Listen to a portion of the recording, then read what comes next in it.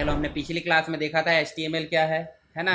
HTML के बारे में सारी चीज़ हमने बेसिक जाने और हमने पहला वेब पेज लिख कर देखे थे, यानी कि वेब पेज के स्ट्रक्चर को जाने थे, जिसके अंतर्गत आपने HTML हेड है, टाइटल है, हेड को क्लोज करना, टाइटल को क्लोज करना, बॉडी है, बॉडी के अंदर सारा मटेरियल आ जाता है, जो भी हम रन कराना चाहते हैं वो सब कहाँ आता है, बॉडी में।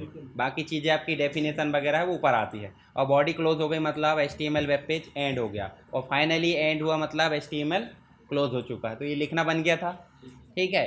तो आज की क्लास में हम बात करेंगे स्पेशली किसके बारे में, हेडिंग के ही बारे में। हालांकि हमने उसमें डेमो दे दिए थे, पर हेडिंग के बारे में ही बात करेंगे। तो हम चलते कहाँ पे, हमारे नोटपैड डॉक्यूमेंट में। और नोटपैड में हमने ऑलरेडी बना कर देखे थे, ये बन गया था मतलब लिखना है, लिखकर उसको सेव भी करना है, और सेव करा के उसको रन कराना है, ये बना था कि नहीं, ठीक है।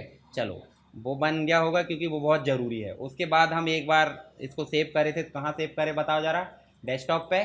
डेस्कटॉप में प्रैक्टिस के नाम से, और यहाँ लिखे थे हमने, देखो 14 जुलाई। और इसको भी कर देते हैं हम क्या, छोटा छोटा इसलिए कर देते हैं ताकि दोनों चीज़ें आसानी से दिखती रहे। अब दोनों में क्या था डिफरेंस भाई, सिंपल सी बात है, ये आपका सोर्स कोड है, सोर्स कोड मतलब जहाँ हमने कोडिंग लिखे, और ये आपका प्रीव्यू है, प्रीव्यू मतलब जहाँ दिखाई दे रहा है। तो ये चीज़ आपको रहना चाहिए पता, जो भी हम चेंजेस करते हैं उसके बाद हम क्या करते हैं, सेव, और यहाँ जाकर क्या करते हैं, रिफ्रेश, ये पता है। चलो, हम यहाँ पे बात करते हैं, सब हटा देता हूँ अभी।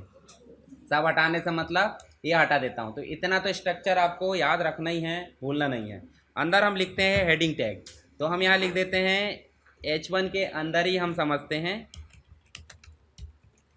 हम लिख देते हैं हेडिंग टैग, या HTML हेडिंग लिख देते हैं। HTML हेडिंग को समझाने के लिए अपन एक हेडिंग डाल रहे हैं, और उसको भी H1 में लिख रहे हैं, देखो ज़रा। और H1 को क्या कर देंगे, क्लोज, ठीक है। ये H1 को हमने कर दी क्लोज। इतना हम लिखने के बाद क्या करेंगे, ऐसे सेव करते जाओ, रन करके देखते जाओ, तो आसानी रहती है। HTML हेडिंग, तो हम यहाँ नीचे लिख देते हैं HTML हेडिंग कितने प्रकार की होती है, 6 प्रकार की, है ना। अब हम लिख देते हैं कौन सी, H1। तो H1 जो है हेडिंग फर्स्ट है, ठीक है। अब आप अच्छे से समझाने के लिए मैं टास्क दूंगा, तो अभी तो मैं समझा बता देता हूँ भाई, हेडिंग 1 को लिखते हैं तो वो क्या आता है। जैसे हम यहाँ लिखते हैं सेव, और ये देखो हेडिंग 1 बड़े आकार में आ गई। अब इसी प्रकार हम हेडिंग 1 2 3 4 5 कर देते हैं। जैसे मान लो मैं अभी पेस्ट कर देता हूँ, ये देखो कितनी हो गई, 6 हो गई। तो जो चीज़ शुरू कर रहे हो उसको बंद भी करेंगे। चलो, यहाँ पे मैं अभी शुरू कर देता हूँ 6। 7 देंगे तो 7 में आपका कोई मतलब नहीं रहेगा, 7 में वो नॉर्मल बॉडी टेक्स्ट बन जाएगा। तो इसलिए क्या करना, 7 नहीं देना है। उसके बाद आप चाहे तो पैराग्राफ दे सकते हैं, ठीक है। चलो, यहाँ पे हम कर देते हैं। अब उसके बाद अपन करेंगे इसको सेव। देखो, अब इसका उपयोग कहाँ होता है, जैसे आप मान लो डॉक्यूमेंट तैयार कर रहे हो, देखो हम यहीं चलते हैं, और यहाँ चल के हम जो है, जैसे उदाहरण के लिए हमने क्या बनाया, हेडिंग 1 MS वर्ड में। उसके बाद हम जो है हेडिंग 1 में जाकर फीचर्स को क्या बना देते हैं, हेडिंग 2, ठीक है। इसको बना देते हैं हेडिंग 3। तो ऐसे ही हेडिंग बनाना है HTML वेब पेज में, तो हमको देना होता है H1 से लेकर H6 तक, ज़रूरत के हिसाब से। मेन सबसे बड़ी हेडिंग है तो हेडिंग 1, उसके बाद सब हेडिंग है तो हेडिंग 2, उसके अंदर सब हेडिंग है तो हेडिंग 3। ऐसे ही हेडिंग 6 तक जाता है, पर इतना ज़्यादा नहीं देते हम, ज़्यादातर चलते हैं 3 तक, ठीक है। तो ये तो दिया उनने, तो ये हेडिंग समझ में आ गई आपको। इसके बाद हम दूसरी जो देते हैं, दूसरी कौन सी, कि भाई इसके अंदर जो है पैराग्राफ टैग भी होता है। क्या होता है, पैराग्राफ टैग। तो पैराग्राफ टैग के लिए हम क्या देते हैं, P, क्या देते हैं, यहाँ पे अपन लिख देते हैं HTML पैराग्राफ। अब HTML पैराग्राफ जैसे ही लिखे, सेव करें, और हमारा जो वेब पेज दिख रहा है, वेब पेज में जाकर क्या करेंगे, रिफ्रेश। तो देखो यहाँ क्या आ गया, HTML पैराग्राफ। और पैराग्राफ के लिए क्या देते हैं, P टैग देते हैं। क्या देते हैं, दिस इज़ पैराग्राफ। अब दिस इज़ पैराग्राफ मत लिखो, सीधे हम जो है क्या लिख रहे हैं, इसके अंदर कुछ चीज़ समझाना। मान लो पैराग्राफ के अंदर क्या समझाना चाहते हैं, हेडिंग 2 में अपन ने ले लिए कंप्यूटर को समझाना चाहते हैं। अब कंप्यूटर को समझाना तो क्या लेना पड़ेगा बताओ ज़रा, पैराग्राफ नहीं लेंगे। अब कंप्यूटर क्या है, एक इलेक्ट्रॉनिक डिवाइस है, तो हम इतना सारा लिखने की बजाय हम क्या करते हैं, यहाँ चलते हैं, और यहाँ चलने के बाद अपन कंप्यूटर की इंट्रोडक्शन लिखा जाते हैं ढेर सारा, ये वाला है ना, इतना ही लिखा जाते, इतना लिखे आके और यहाँ पेस्ट कर देते।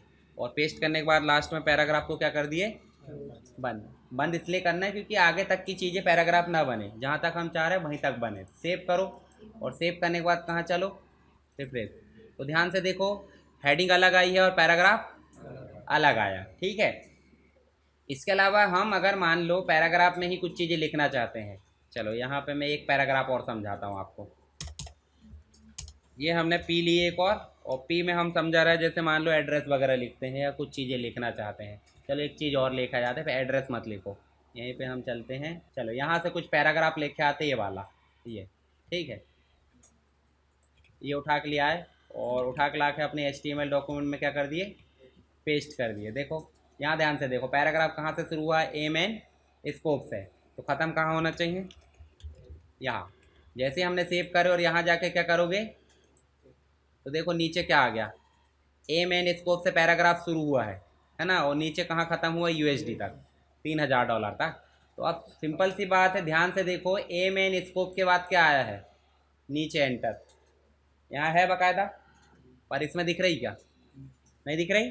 तो जब हमको इसमें लाइन की ब्रेक करना है, लाइन ब्रेक मतलब एंटर की, तो यहाँ लाइन ब्रेक करने के लिए क्या लगाते हैं, BR टैग लगाते हैं। क्या लगाते हैं, BR टैग। BR बोले तो ब्रेक, सीधे हमने ब्रेक करे और एंटर, देखो हमने सेव करे, देखो एम एन स्कोप के बाद ब्रेक आ गया है। अब मान लो आपको देखो एक और जगह दिख रही लेवल, ठीक है, प्रैक्टिशनर्स ऑफ ऑल लेवल, तो यहाँ देखो प्रैक्टिशनर्स कहाँ लिखा है, प्रैक्टिशनर्स, और देखो ये देखो यहाँ लिखा है, दिखा, तो यहाँ से एंटर होना चाहिए कि नहीं, पर वेब पेज में हो रहा है क्या, तो वेब पेज में नहीं हो रहा, उसके लिए फिर से कहाँ लगाओ, हमारे HTML डॉक्यूमेंट में BR लगाना है और इसको कर दो, देखो अब आ गया चेंज। इसके बाद पब्लिकेशन फी के बाद फिर क्या लगाना पड़ेगा। अब एक और चीज़ आपको समझ में आई है, BR बस लिख रहे हैं, बंद तो कर ही नहीं रहे, ये आपने दिमाग नहीं लगाया, नहीं लगाए। देखो BR बस लिख रहा है, जबकि हर चीज़ जो है P शुरू हुआ तो P बंद हो रहा है, H1 शुरू हुआ तो H1 बंद हो रहा है, तो यहाँ पे BR शुरू हुआ तो बंद क्यों नहीं हो रहा है। BR जो है सेपरेट टैग है, सेपरेट बोले तो अकेला आता है, ओपनिंग क्लोजिंग कुछ नहीं, अकेला वो लिखता है, काम करता है और बंद हो जाता है, ठीक है, बस ये काम करता है। चलो आगे समझेंगे उसके बारे में अपन। देखो यहाँ चेंज हो गया, तो जब भी हमको पैराग्राफ में ब्रेक देना है तो उसके लिए कौन सा टैग लगता है, BR। उदाहरण के लिए जो एम एन स्कोप है वो उसके ऊपर एक लाइन आना चाहिए, क्या आना चाहिए, एक लाइन, तो लाइन आएगी, उसके लिए क्या लगाते हैं, HR, हॉरिजॉन्टल रूल या हॉरिजॉन्टल रो। चलो इसको सेव करो और यहाँ पे जाकर रिफ्रेश करो, देखो लाइन आ गई। ऐसे ही हम चाहते हैं एम एन स्कोप के बाद यहाँ पे एक लाइन आए, तो इसके लिए क्या करेंगे, HR, ठीक है, इसको भी कर देंगे। देखो इस प्रकार से थोड़ा अब सुंदर दिखने लगा है, मतलब वेब पेज टाइप की फीलिंग आने लगी कि भाई यहाँ सही है। तो हेडिंग 1 से लेकर 6 तक समझ में आ गया, पैराग्राफ समझ गए। पैराग्राफ का अलाइनमेंट भी होता है, वो हम बाद में देखेंगे, उसको एट्रीब्यूट बोलते हैं, ठीक है। अभी सिंपल आपको एट्रीब्यूट नहीं समझाता हूँ मैं, जहाँ जहाँ पैराग्राफ दिए हैं वहाँ पे आप दे सकते हैं। जैसे देखो अभी जो हेडिंग 1 से लेकर हेडिंग 6 तक है वो तो ठीक है, हम HTML पैराग्राफ को सेंटर में देना चाहते हैं, कहाँ देना चाहते हैं, सेंटर में। अब अलाइनमेंट कितने होते हैं ये भी पता होगा आपको, लेफ्ट होता है, सेंटर होता है, राइट होता है, जस्टिफाई होते हैं 4, देखे थे MS वर्ड में। तो ऐसे यहाँ पे भी अलाइनमेंट कितने होते हैं, 4। मान लो कंप्यूटर तो साइड हेडिंग है, पर HTML पैराग्राफ कैसा है, मेन हेडिंग, तो हम यहाँ लिखेंगे अलाइन, और अलाइन लिखने के बाद इक्वल लगाएंगे और लिखेंगे क्या, सेंटर। देखो लिखने का तरीका वो है कि अलाइन लिख दिए, और ऐसा लिखने के पश्चात आप इसके अंदर लेफ्ट भी लिख सकते हैं, इसके अंदर सेंटर लिख सकते हैं, जस्टिफाई लिख सकते हैं, जैसा भी लिखना, राइट लिख सकते हैं, पर अभी हमने क्या लिखे हैं, सेंटर। जैसे लिखे, रिफ्रेश करें, देखो सेंटर में आ गया है पैराग्राफ, आ गया। अब ये पैराग्राफ टूटा फूटन दिख रहा है, तो हम चाहते हैं जस्टिफाई करें, कर सकते हैं, तो कहाँ करोगे, पैराग्राफ है ना, पैराग्राफ में जाएंगे और क्या लिखेंगे, अलाइन, और इसको करोगे जस्टिफाई। स्पेलिंग सही लिखना, नहीं तो ये बीमारी भी नहीं बताता है, देखो दोनों तरफ से बराबर। अब इसी प्रकार हम क्या कर सकते हैं, इसमें भी कर सकते जस्टिफाई, तो यहाँ जाओगे और क्या लिखोगे, अलाइन, और यहाँ जाकर कर दोगे जस्टिफाई, और इसको डबल कोट से बंद करो और फिर रिफ्रेश करो, तो देखो ध्यान से ये भी बराबर। अब यहाँ पे जो है लाइन ब्रेक कर दिए अपन ने, या जो भी था देखो उसको उनने नहीं लिया है, ब्रेक कर दिए करके, हॉरिजॉन्टल रो ला दिए करके, तो इसको आप अलग पैराग्राफ बना दो, नहीं बना सकते। इसको पैराग्राफ को क्या कर दो, यहाँ पे जाकर HR के पहले कर दो क्लोज, क्योंकि वो पैराग्राफ ऊपर वाला है, और यहाँ से एक नया पैराग्राफ क्या कर दो, स्टार्ट, और पैराग्राफ के अंदर क्या देना चाहते हैं अपन, अलाइन, जस्टिफाई, और डबल कोट लगा के बंद कर दो। अब इसको बंद क्यों नहीं करे बताओ जरा, ये ऑलरेडी बंद है, समझ गए, तो ये भी जस्टिफाई हो गया, ये भी जस्टिफाई हो गया, ये भी हो गया। अब लग रहा है ठीक ठाक, ठीक है। तो अभी हमने कितनी चीज़ें समझे बताओ ज़रा। यहाँ चलते हैं हम हमारे डॉक्यूमेंट में। हमने देखे हेडिंग लेवल होता है H1 से लेकर है H। पैराग्राफ के लिए क्या स्टार्ट करते हैं P और P क्लोज करते हैं। लाइन ब्रेक के लिए क्या करते हैं VR। हॉरिजॉन्टल रो के लिए क्या करते हैं HR। अब थोड़ी सी कलर वगैरह कर लेते हैं, है ना। अभी हम हमारा जो डॉक्यूमेंट है वो कैसा दिख रहा है, ब्लैक एंड वाइट दिख रहा है। तो हम जो है थोड़ा सा उसमें और डार्कनेस कर लेते हैं। अभी तो हमने हेडिंग दी है, मान लो हम इसके बीच में जैसे मशीन को बोल्ड करना है या इटैलिक करना है, या फिर कुछ इंपॉर्टेंट चीज़ है जैसे मान लो प्रोसेस को क्या करना है अच्छा बनाना, इंपॉर्टेंट बनाना, तो उसके लिए हम थोड़ा सा काम करेंगे। अब काम करने के लिए आप समझ जाना अच्छे से ना, यहाँ आपको ये वेब पेज में कोई कोडिंग नहीं मिलेगी। अगर वेब पेज दे भी दूंगा तो कचरा में आप समझ नहीं पाओगे, इसलिए ध्यान से समझना। फिर एक बार वीडियो देख लेना तो आपका काम कंप्लीट हो जाएगा। चलो हम चाहते हैं ये कंप्यूटर जो लिखा है इसको बोल्ड करे, आ को बोल्ड ना करना है, तो बोल्ड के लिए क्या लिखते हैं बी। और बोल्ड कहाँ तक होना चाहिए पता है आपको, सिर्फ कंप्यूटर। तो कंप्यूटर के जस्ट बाद जाओ और क्या कर दो, बोल्ड को बंद। और नहीं करोगे तो वो खुला ही रहेगा, देखो समझ गए। हाँ बंद मिलेगा नहीं, बहते रहेगा वो, तो जा जहाँ तक पैराग्राफ जाते जा। ठीक है, तो एक पैराग्राफ का पूरा बोल्ड हो जाएगा। पैराग्राफ एंड वर्ड नहीं होगा फिर, क्योंकि पैराग्राफ बताया ना हमने, देखो पैराग्राफ शुरू हुआ उसके अंदर बोल्ड करे हैं, तो जहाँ भी पैराग्राफ है यहाँ तक ये पूरा बोल्ड हो जाएगा। अब हम चाहते हैं मशीन को इटैलिक करें, क्या करना है, इटैलिक के लिए क्या देंगे आई। सिंपल सी बात है, जैसे कंट्रोल बटन के साथ देते, कुछ दिमाग लगाने की जरूरत ही नहीं है आपको। अगर बोल्ड इटैलिक अंडरलाइन पता है तो ये बन जाएगा, पहले कैरेक्टर तो लिख रहा है, ज़्यादा दिमाग लगाने नहीं है, सिर्फ याद रखना। और बंद करना नहीं भूलना है, बंद नहीं करोगे तो क्या होगा, काम नहीं करेगा। देखो ध्यान से, हो गया टैली। बंद करने के लिए स्लैश लगाना जरूरी है। स्लैश को ऐसे समझ लो आप कि ये व्यक्ति आता है, एक मेन व्यक्ति ऑफिसर, उसके पीछे एक आता है गार्ड, उसके पास रहता है डंडा या गन मशीन, तो ऐसा समझ लो वो बंदूक है। अगर ये सेम ऐसे आ गया तो दोनों की रक्षा कौन करेगा, कोई तो होना चाहिए। तो पीछे आता है रक्षा करने वाला, आगे आता है ऑफिसर, स्टार्ट टैग, समझ गए। तो स्टार्टिंग हो रही है ऑफिसर से, मतलब स्टार्ट टैग से, और बंद हो रहा क्लोजिंग टैग से। डंडा लगाना जरूरी, बोले तो स्लैश लगाना जरूरी। इस स्लैश को क्या बोलते हैं आप मुझे बताना कमेंट बॉक्स में। बैक स्लैश बोलते हैं या फॉरवर्ड स्लैश बोलते हैं। दो प्रकार के स्लैश होते हैं पता है आपको, एक इधर लगता है और एक इधर लगता है। तो ये जो है अपना इधर लगा डिवाइड वाला है, कौन सा स्लैश बोलते हैं बताना मुझे। और इसको अगर बैक स्लैश बोलते हैं, फॉरवर्ड वाला कौन सा है उसको लिख कर बताना होगा। कीबोर्ड में भी रहता, मोबाइल में भी रहता, कोई दिक्कत नहीं। और उसके अलावा इन्फॉर्मेशन को अपने को अंडरलाइन करना है या प्रोसेस को अंडरलाइन करना है, तो आप क्या लगाओगे यू, और इसके बाद क्या कर दोगे। चलो इसको सेव करो और यहाँ पे देखो, अब देखो ध्यान से। अब मान लो इसको बोल्ड भी करना है तो यहाँ पे बी भी लगा दो, और बी लगाने के बाद इसको बाद में बंद भी कर दो। अब देखो जरा, इटैलिक भी करना है तो तीनों एक साथ थोप दो, आई भी लगा दो वहाँ, कोई दिक्कत नहीं है भाई, सिंपल सी बात है। तो बेसिक चीज़ हो गई। अब जैसे इन्फॉर्मेशन, जैसे यहाँ कैलकुलेटिंग, देखो स्टोरिंग डाटा है, कैलकुलेटिंग है, एल्गोरिदम। एल्गोरिदम अभी आपको नहीं पता, मान लो स्टोर डाटा करना पता आपको, डिस्प्ले डाटा भी पता है, पर एल्गोरिदम वाला आपको नहीं पता है। तो इसके लिए आप इसको कर दोगे स्ट्राइक। क्या कर दोगे, स्ट्राइक का मतलब हो जाता है अभी इसको नहीं पढ़ा जाए तो अच्छा है। ये देखो, अब देखो ध्यान से, कैलकुलेटिंग एल्गोरिदम को अभी मत पढ़ो, क्योंकि आपको नहीं पता है एल्गोरिदम क्या होती है। तो जो चीज़ पता है वो आपने पढ़ ली, इसको हाँ ये तो काम की चीज़ नहीं है, निकल लो आगे। यही होता है ना स्ट्राइक का मतलब। चलो तीन चीज़ें चार हो गई। मतलब फॉर्मेटिंग टूल में कौन कौन सी हो गई, B for bold, I for italic, U for underline, और स्ट्राइक फॉर क्रॉस कर देना, है ना, बीच में से। थोड़ी देर के लिए कर सकते हैं, ऐसा नहीं कॉपी पेन से कर दिए बिल्कुल परमानेंट। अब उसको घटाने के लिए बिल्कुल पेल देते हैं, पूरा काला कर देते हैं पिछले पेज तक, करते हैं कि नहीं। तो ऐसा नहीं करना है। चलो अभी हम बात करते हैं फॉर्मेटिंग की। तो फॉर्मेटिंग में आपने बी समझ गए, आई समझ गए, B for bold text, I for italic text, U for underline. इसके अलावा स्ट्राइक होती है, तो यहाँ स्ट्राइक नहीं दी, एक बोनस मान लो। अब एक और होता है स्ट्रॉन्ग। स्ट्रॉन्ग का मतलब भी बोल्ड होता है, पर बोल्ड के साथ साथ ये मीनिंगफुल रहता है। चलो लगा के देखते कहीं, ताकि हमको पता तो चले स्ट्रॉन्ग क्या करता है।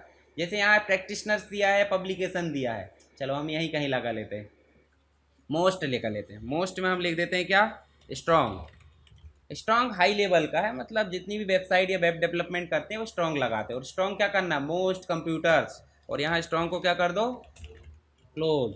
और यहाँ इसको कर दो सेव। हमारा वेब पेज कहाँ गया, वेब पेज में जाओ और इसको कर दो रिफ्रेश। तो ध्यान से देखो, मोस्ट कंप्यूटर्स क्या हो गया है, बोल्ड हो गया है। पर इस बोल्ड में और इस बोल्ड में थोड़ा सा अंतर दिखता होगा, मतलब ज़्यादा डार्क दिख रहा है ना। देखो थोड़ा सा अंतर है, दिख रहा है। तो थोड़ा सा एडवांस मान लो, किससे, बोल्ड से। इसके अलावा बोल्ड का, जब बोल्ड का अगला भाई है तो इटैलिक का भी अगला भाई होगा, जिसको बोल देते हैं ईएम। ईएम मतलब एम्फेसाइज टेक्स्ट, मतलब इटैलिक के साथ में मीनिंगफुल रहेगा। तो इसको भी लगा के देख लेते हैं। जैसे आई लगाए हमने, आई फॉर इटैलिक, तो ऐसे ही यहाँ पे हम ढेर सारा लगा देते हैं, ढेर सारा लगा देते हैं, वहीं हो जाएगा। आपको ज़्यादा दिमाग लगाने की ज़रूरत है, उसी में पूरा, है ना। तो यहाँ पे लगा दो क्या, ई एम, और बाइनरी सिस्टम के बाद ई एम को क्या कर दो, क्लोज। अब सेव करो और यहाँ जाकर रिफ्रेश करो। देखो ध्यान से, इटैलिक हो गया होगा। अब देखो है लगभग वैसा ही, ज़्यादा अंतर समझ में ना आएगा। पर आप आई ले लो तो भी चल जाएगा, ई एम ले लो तो भी चल जाएगा। देखो ध्यान से देखो, मार्क, मार्क मतलब ये हाईलाइट करेगा। हाईलाइट समझते हैं ना, काला पीला लाल करना, है ना। काला तो नहीं करते, लाल कर सकते हैं, लाल भी नहीं करना है। येलो करो, सुग्गा कलर बोले तो तोता कलर, है ना। और एक और होता है कौन सा, वो होता है डिस्टेम्पर टाइप का, है ना। और एक और होता है पर्पल, पर्पल में तो पूरा काला ही टाइप हो जाएगा। तो मत करना ऐसी चीज़ें जो आपके चीज़ों को गलत बताती है। तो हम चाहते हैं वेरिएबल 0 और 1 को हाईलाइट करना। क्या चाहते हैं, हाईलाइट बोले तो मार्क करना चाहते हैं। ठीक है, ये 0 और 1 को अपन कर दिए मार्क, और सेव कर दो। देखो ये अच्छा है, हाईलाइट। ठीक, खुद मैंने बताया जब अच्छा कलर कौन सा है, येलो, जिससे नुकसान, तो उनने भी वही लिया। उसको पता है कि भाई क्या लेना चाहिए, काला नहीं ले सकते। ठीक है, वो बाद में एडवांस में देखेंगे अपन, जब फॉर्मेटिंग खुद से करना चाहेंगे डिस्प्ले वाला वेब डेवलपमेंट में। अभी तो आप कोडिंग कर रहे हैं ना।